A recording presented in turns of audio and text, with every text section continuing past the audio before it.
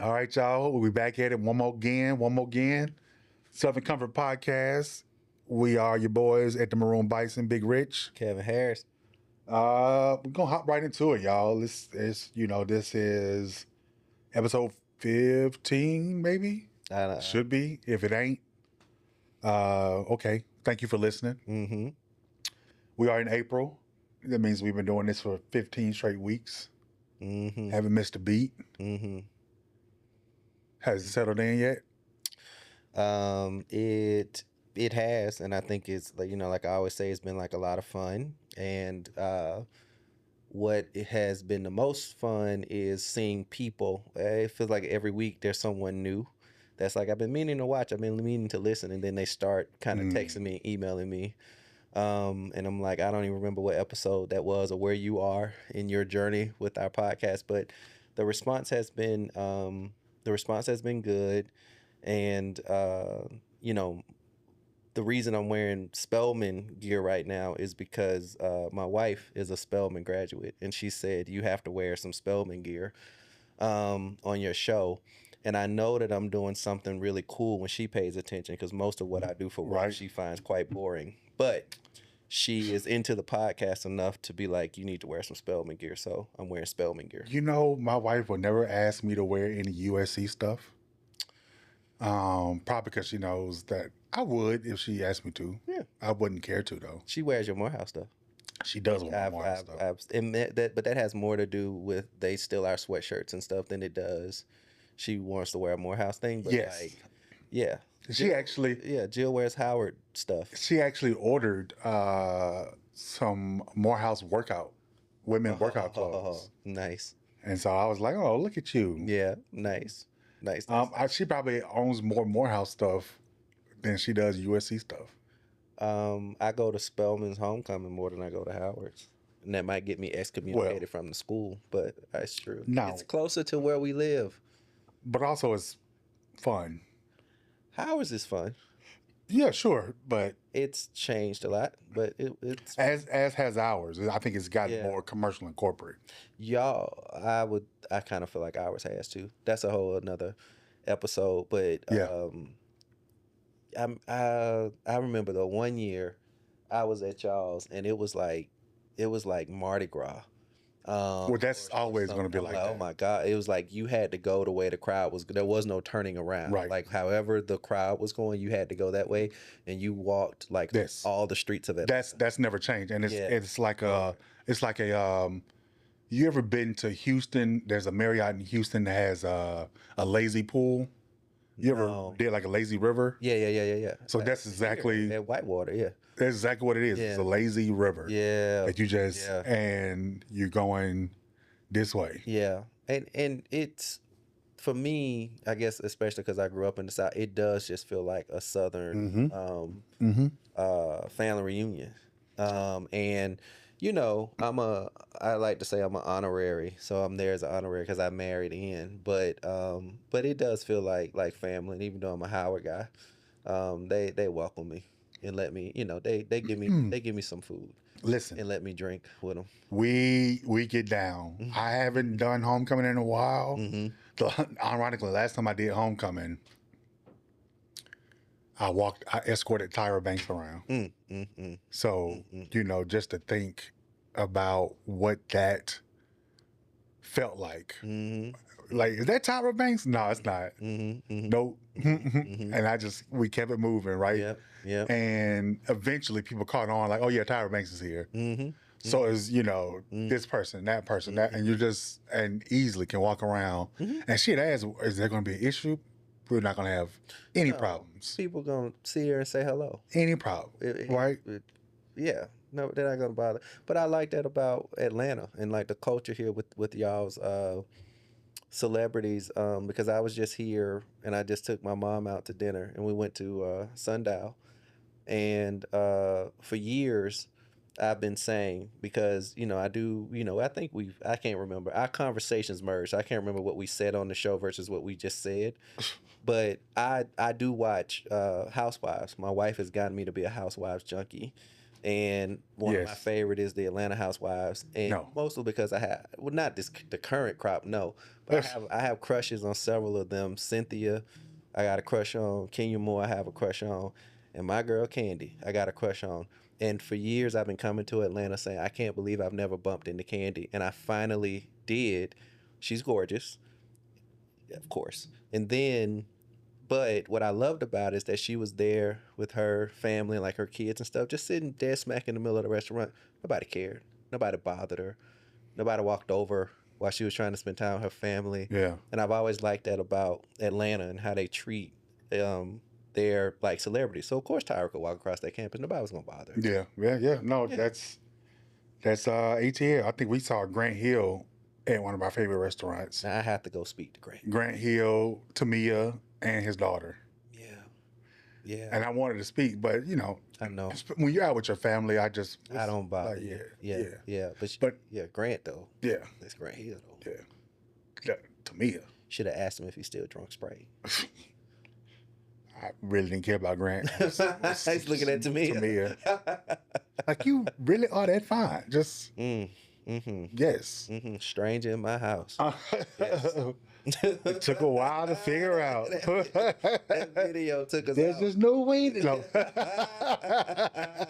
Because you watching that video, you like, I don't know why he acting like that. Man, listen. Why would he act like that? Bruh, what's wrong with you? What's wrong with him? Fumbling the ball. Talking about it, boy.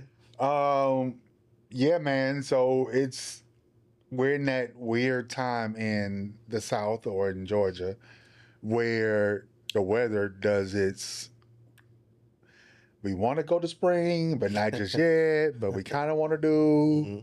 So, I will say the last month, I've pretty much grilled at least once a week. Just went upstairs and grilled and loving it, right? Like, getting back into, just ever since I've been, diagnosed with like kidney failure and going on dialysis, I've never had the strength and energy to do the things that I used to love doing. And I used to consider myself a grill master, right? And I want to get back to that because my wife loves food off the grill. Yeah. You know what I'm saying? Just like, and she's like, "Are you gonna grill?" I'm like, yeah. And yesterday I grilled after dialysis. I was fucking dog tired, but yeah, man. So it's that season. It feels great. Yeah. You know what I'm saying? I want your mama's recipe. Y'all, Kevin's mama makes some of the best fucking ribs. Pardon my French, but some of the best ribs you will ever have. And I want her dry rub recipe.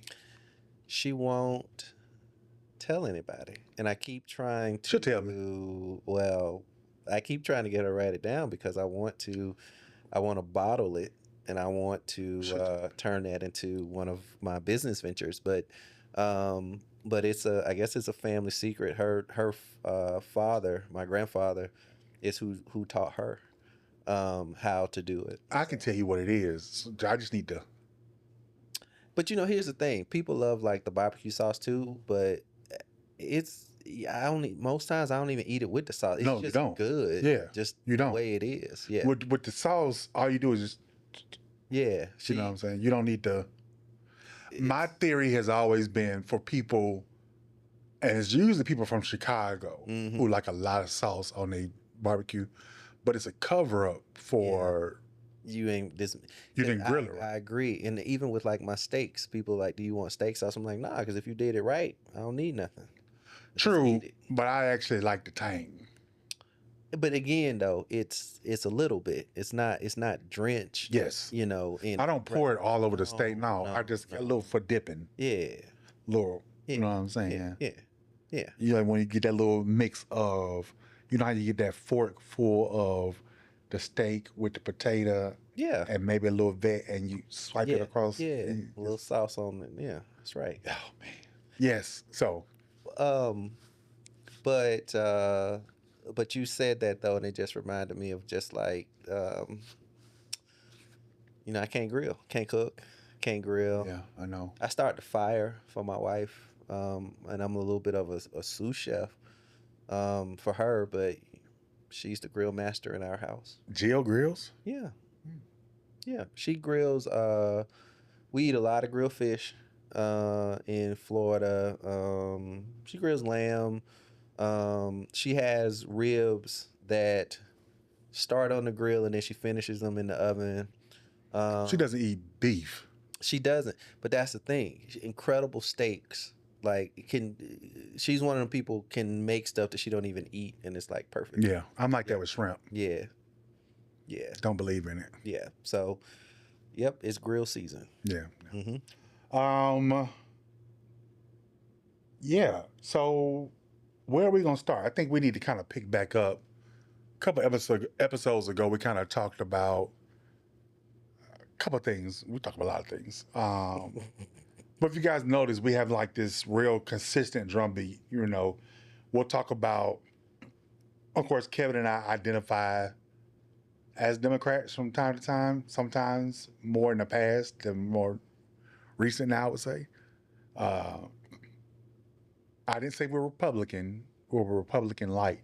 I've always been we're Southern Democrats. Southern Democrats are center left. Yes. So I'm very much a Southern center left Democrat in the James Carville tradition. John or one of my mentors, Leslie Small, put it, or John Lewis Democrat. Yeah. Right? Like fiscally conservative. Yeah. So a couple things we talk about in terms of just being associated and working with the Democratic Party. We talk about the need of possibly Warnock running for president in 2028, along with Westmore. We talk about young leaders like Mayor Brandon Scott of Baltimore, Mayor Randall Woodfin of Birmingham, Alabama, Mayor Stephen Reed of Montgomery. You could throw in Mayor Andre Dickens. You can throw in and Bashir even. And Bashir, sure. Kentucky. Right? Yeah. We've talked about Democrats fumbling the bag in terms of handoff from continuing the legacies of like a Clinton administration over to Al Gore, Obama to Clinton, you know, Biden to Harris, Harris to Harris, Biden, whatever you want to call it. Fumbling. Now, with a new era in party politics and party leadership, we have a new chairman and we have new vice chairs. There's a young man by the name of David Hogg, Hogg. For those who don't know, David Hogg is a Parkland survivor. Marjorie Parkland, is that what? No, Parkland's the city. Parkland. Oh, Parkland is Stoneman. Marjorie Stoneman is the school. Parkland is the city. Correct. This happened 10, 12 years ago, maybe? Well, that's the sad part, right? Like, there's so many I don't remember. Very true. Yeah. Or school shooting. But it was one of the more galvanizing. Yeah. Because some of this stuff now, unfortunately, we just kind of glaze over. But that was a galvanizing. Well, I think it was the most recent school shooting after what happened in Connecticut, after the elementary school. Yeah. And so this happened in Florida. And David is one of the activists that came out of that movement of gun control and gun violence.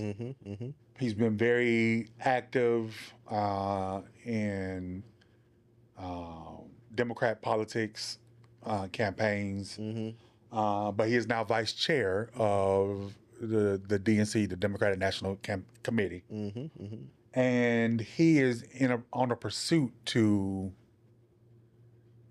sort of clean house in terms of challenging incumbents in Democratic primaries this coming midterm cycle. And so he has waged, I think, is what is very aggressive $20 million campaign in terms of trying to get rid of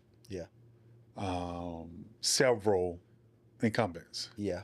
Interesting thing about it is when the article first came out, I noticed he talked about certain people that he wanted to target, but who he didn't talk about were members of the CBC.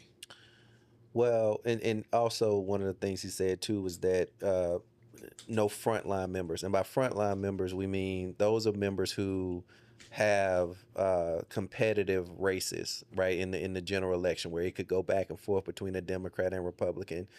He's saying I'm only going to primary Democrats in safe Democratic seats, so this doesn't help Republicans necessarily. Is one of the things that he said, and then in addition, the politics with the CBC and the progressive sort of wing of the party has always been interesting, and there's been a lot of tension there.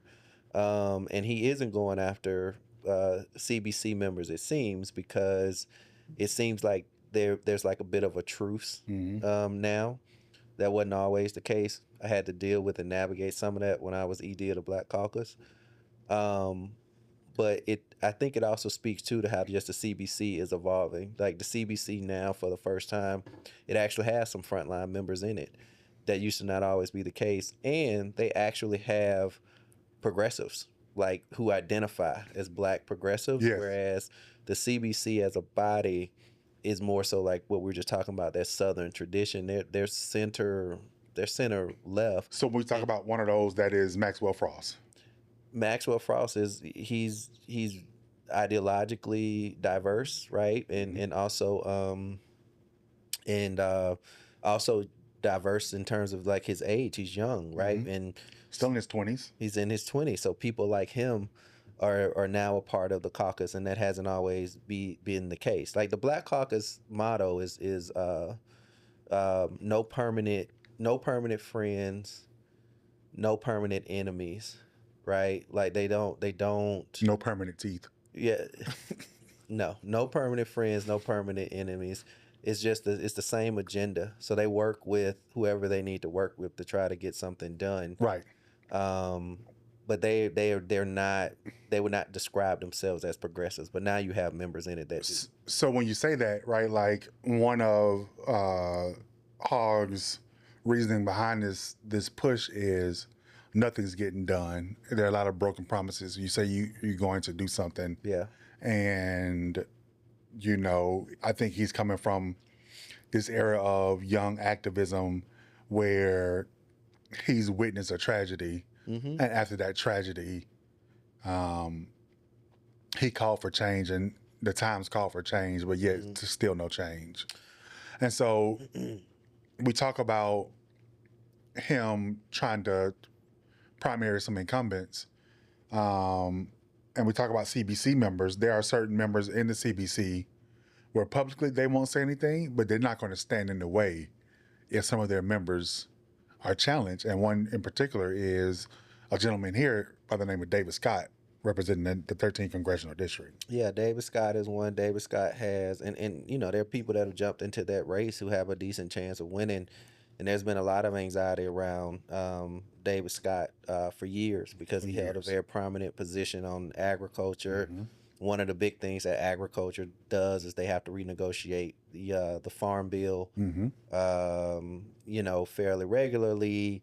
It has jurisdiction over SNAP, right, which is food stamps, and there was a lot of worry around if he was sort of physically up to being able to do the job and kind of navigate that against and mentally Republicans. And I was there for like some of this, and he was starting to kind of trail off, and it seems like it's gotten a lot worse. And so the CBC isn't like egging it on, but like he's one of the ones where they're not upset about it. And one of the things I dealt with very much along this, neither one of them are in Congress now, but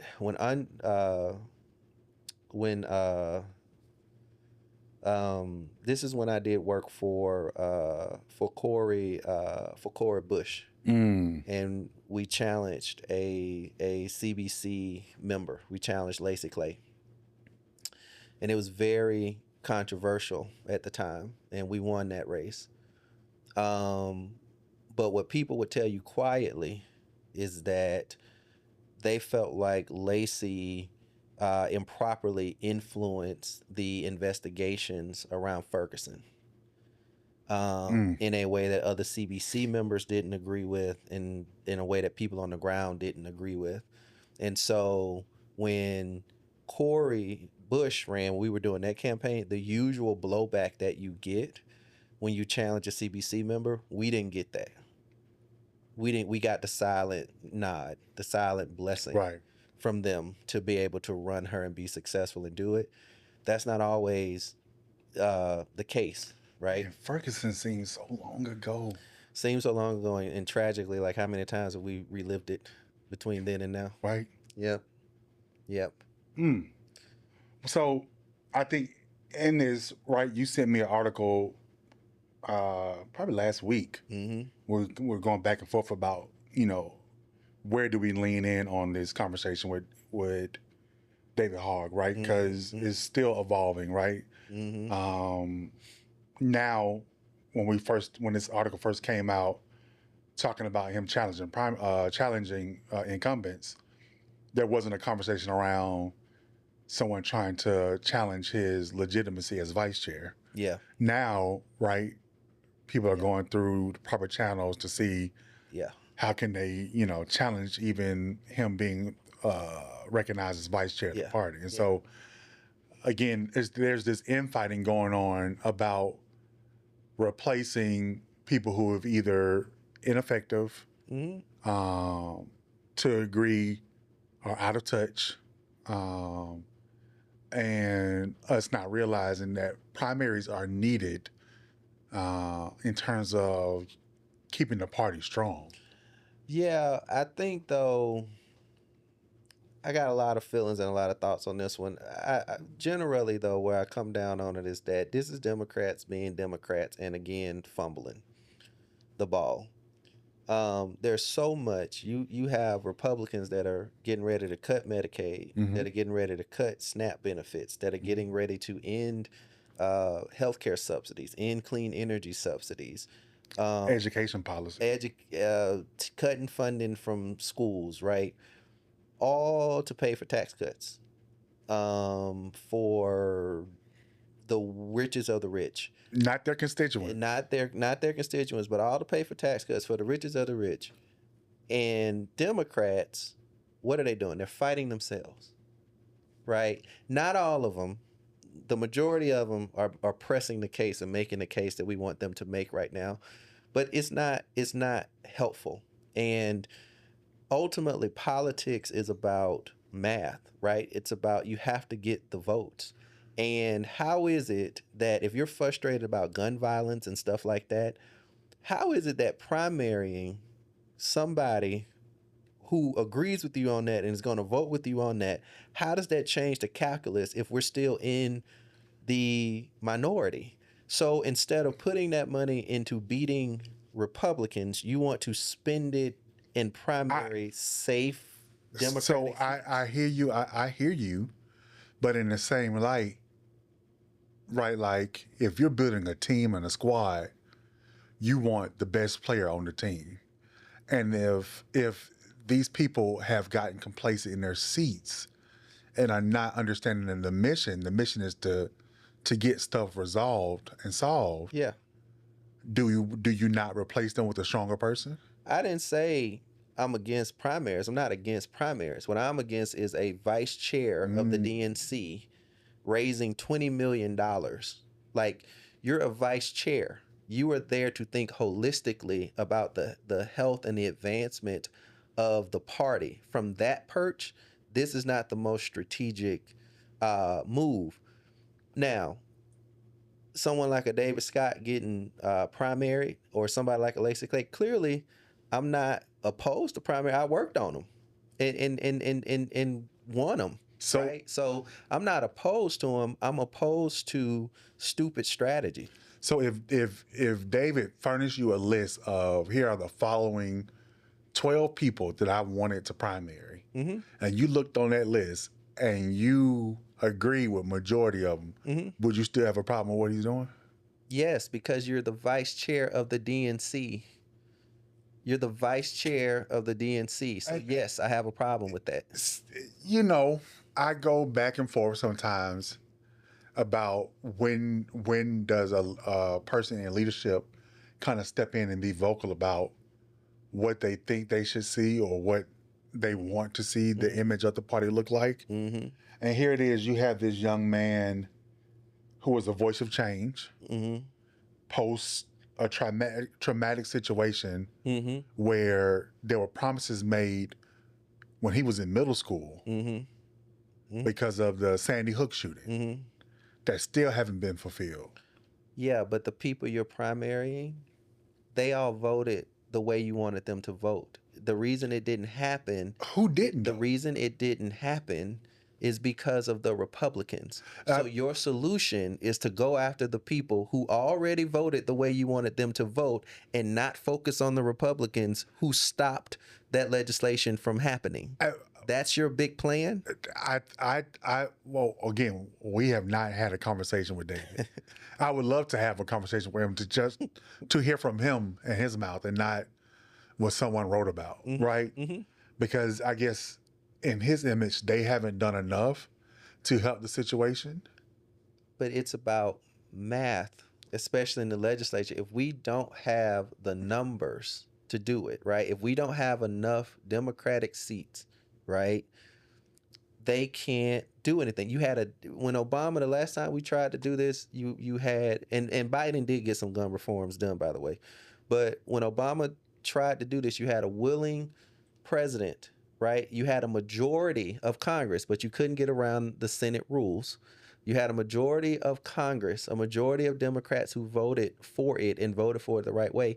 It didn't happen because of Republicans. So if that's your big issue, why are you fighting Democrats instead of the Republicans who are in the way? Maybe he felt like we don't need Horace Grant. We need Dennis Rodman. It don't matter. It does. It does. You got Kwame Brown at center. I mean, well, let me put it this way. If you got Kwame Brown at center, it does matter. Let me put it this way. If you play in a dream team, it really doesn't matter that your forward is Dennis Rodman. You're probably gonna lose. You need to make some trades. You need to be strategic, right, and build out your team. Yeah. And swapping out. You're basically swapping out. You're trying to build a championship team, but you're making trades for players that are of the same caliber than what you already got on the team. But that doesn't help you get there. That's what he's doing. I think what he's doing is we sitting here with what we think is a dream team going against the Harlem Globetrotters. The Republicans are the Harlem Globetrotters. They not about scoring points. They're about tricks. They're about antics. Yeah. They're about games. And we need to retool and get some new blood in there. I'm struggling with this because I'm for it. As someone who has been on the outside looking in and seen from a different lens. And I'm against it as someone who's an institutionalist. There's still a piece of me that is still an institutionalist in terms of Democrat politics, party politics, doing things a certain way, understanding that we have to play a different game. But these last 5 years, I have looked at politics from a different lens now. Being a voter with a single issue, and that's healthcare, right? And then a single issue, and that's being a black man. It just it hits different for me now, looking at it, right? And so I understand his frustration. I understand where he's coming from. And when he got on the other side of the veil, he like, man, this shit fucked up. It is, and he is, I think, much needed energy. I was very glad when he got a leadership post. I'm not opposed to him having a leadership post. I'm not opposed to primaries. Like I said, what I'm opposed to is a stupid strategy. And it's disappointing to me that the leverage, the clout, the talent that he has, right? This is what you want this is what you want to do. And I think it's just good money. after bad strategy to change those Democratic seats out, to spend that kind of money to change those Democratic seats out. It does not change the calculus at all in Washington to get anything done. So on the flip side, right, you have Hogg's pursuit to primary, incumbents, but then you have someone like Dick Durbin who has realized I reached a point of it's time for me to step down and allow new blood to come in. Yeah. Right. And so that passing the torch on the difference, and he realizes like this is needed. Yeah. So in the same light, right, like why aren't there some members who are realizing they are being ineffective? Right. And they should allow for some new blood to come in. They should. They should. And in cases where they won't, and it's clearly time to make a change, they should be primaried, right? I'm not opposed to part of the reason But you don't want someone from the chair of the DNC. So who makes that call to do it? Huh? Who makes that call? Is it your colleagues or outside group? Look, if David Hogg wasn't the vice chair of the DNC and said, I got this group, we're gonna raise $20 million, I want to primary these people, I would have no problem with it. But would it get the attention? Would it get the attention that it's getting now? Yeah, but all attention ain't good attention. How is this helpful with what we're dealing with right now? It's helpful because it generates noise. It makes the Democrats look disorganized and chaotic and a mess. Well, they look disorganized. In addition to being a bad strategy. Well, I'm about to say they already look disorganized when they put up losing numbers. So you're the vice chair of the party now, right? It's and this is one of my criticism of like progressives all the time. They'd rather make a point than get anything done. I've always said that. So this is one of those times where you have a real position now. You can't just be on the outside just screaming and saying nonsense. You actually have to do the work to get something done. And this ain't getting something done. This is not strengthening the party and putting us in a position to actually deliver on these issues that you say you care about. And so it's just incredibly stupid to do this as the vice chair of the party. It is a stunning lack of judgment. What is the most meaningful legislation that Congress has passed? This Congress so far? No. Yes. Nothing. So if this was Booker calling to challenge incumbents, would you have a problem with it? Booker? No, he's not the chairman. He's not in the party. He's not a vice chair of the party. I want Booker to challenge Schumer, and be the majority. Look, I'm not, like I keep saying, I'm not opposed to primaries and pushing and challenging ineffective leaders. I question why he would do it from the perch that he has now. Generally, I think he's right, and I don't have a problem with it. But to do it from that position is where I think he is making an error. And this also gets into too, again, I'm not just trying to, bash on progressives, but like, this is why they don't win anything. They don't win votes and they don't win elections. Well, they don't win because they don't have the money, but progressives don't have the money. Are you kidding? They don't have the money in the back end. No. Some of the most well-financed candidates we've had were progressives. Beto, Bernie, and you might just lit that money on fire. That's them running for something they ain't had no business running for. My point is, a lot of them run for things they don't have no business running for, right? And they don't win elections. I think if Beto would have stayed in the House a few more terms, he would have had a better chance of winning. No. Look. This is something that I think we should definitely come back to. Was not going to happen. Right? Like, we kind of got to get to our day jobs. This is a hobby. This is a Tuesday we're recording, and so usually we record on Friday evenings or Saturday mornings.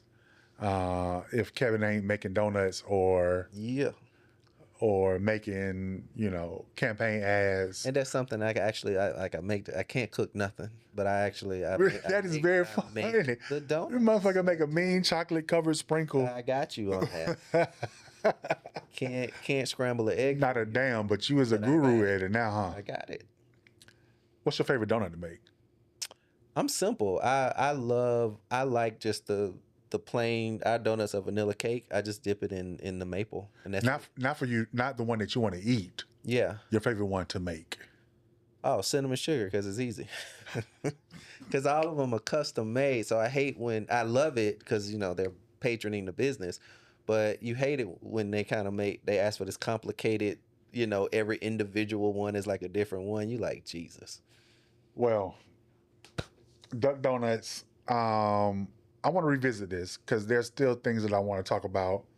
Also, the need for us to get younger. I think we've had 5 or 6 members, 65 plus, die in the past year. We have, yeah. Right? And so there's another thing that when we talk about healthcare disparities in America, yeah. Right, our own members are dying out. And so we're going to table this, right? I don't think we need to give us a mama moment out today.